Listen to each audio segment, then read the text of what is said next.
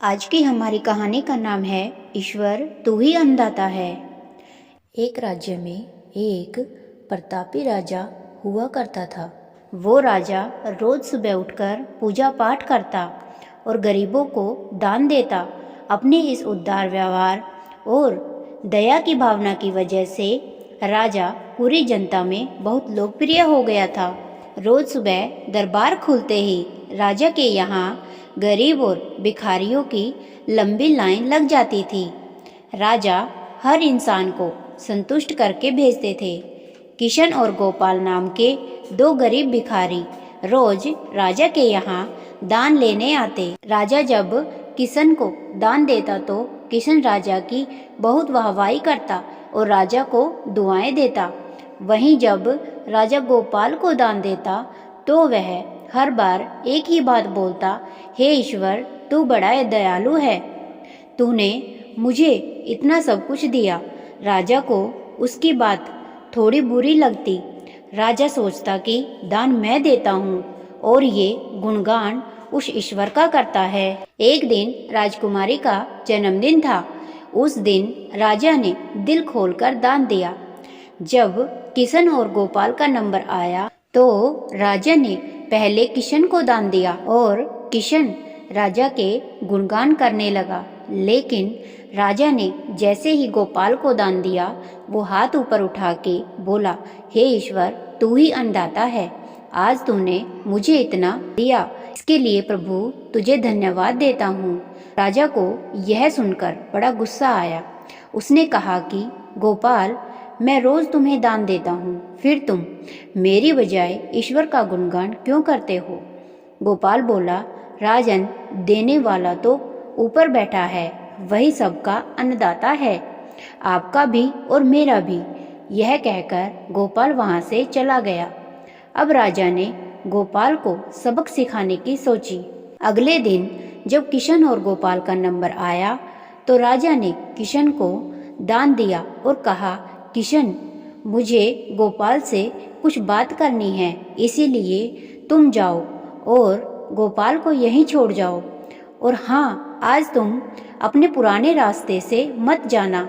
आज तुमको राजमहल के किनारे से जाना है, जहाँ से सिर्फ मैं गुजरता हूँ। किशन खुशी खुशी दान लेकर चला गया।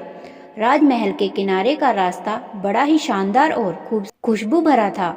संयोग से राजा ने उस रास्ते में एक चांदी के सिक्कों से भरा घड़ा रखवा दिया था। लेकिन किशन आज अपनी मस्ती में मस्त था।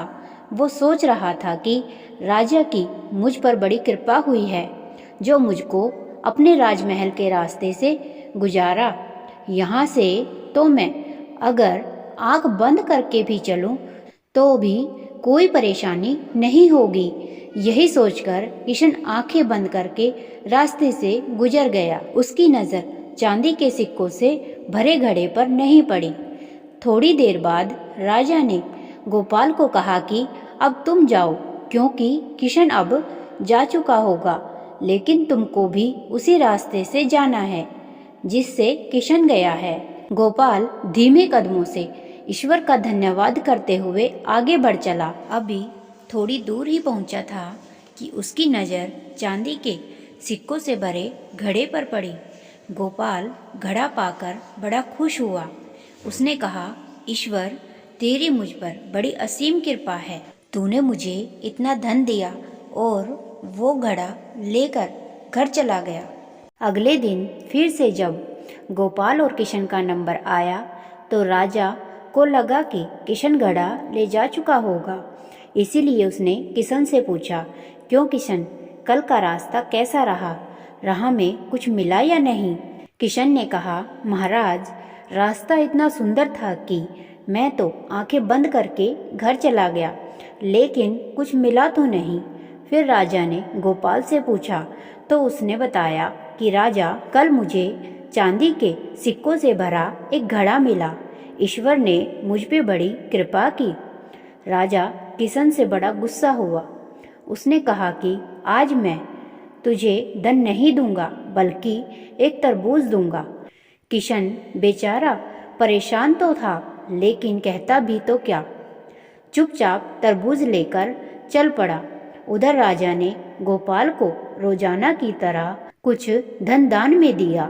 किशन ने सोचा कि इस तरबूज का मैं क्या करूँगा, और यही सोचकर वो अपना तरबूज एक फल वाले को बेच गया।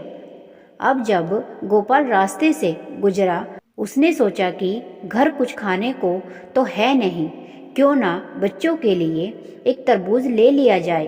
तो गोपाल फल बेचने वाले से वही तरबूज खरीद लाया जिसे किशन बेच गया था। अब जैसे ही घर आकर गोपाल ने उस तरबूज को काटा तो देखा उसके अंदर सोने के सिक्के भरे हुए थे।